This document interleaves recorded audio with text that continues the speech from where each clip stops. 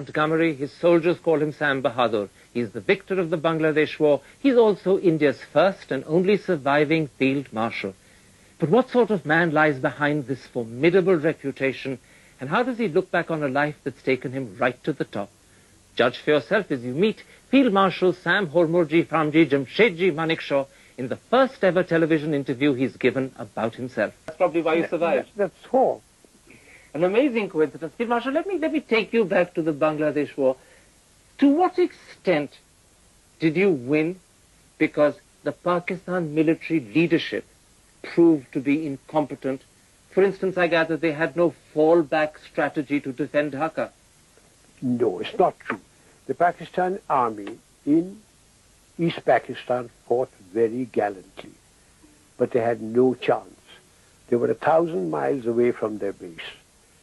I'd had 8 or 9 months to make my preparations. I'd got a superiority of almost 15 to 1. They just had no chance, but they fought very gallantly. Is it in fact true that there was a young Pakistani captain, Ehsan Malik, who defended his garrison so stoutly at Kamalpur that in fact you sent him a personal letter? That's quite true.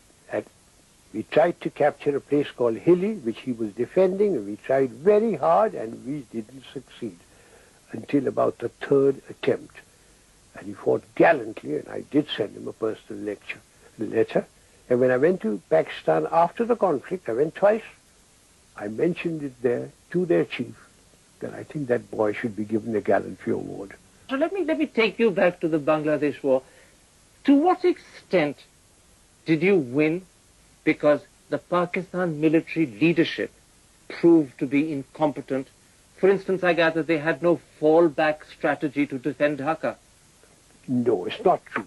The Pakistan Army in East Pakistan fought very gallantly. No, it's not true. The Pakistan Army in East Pakistan fought very gallantly.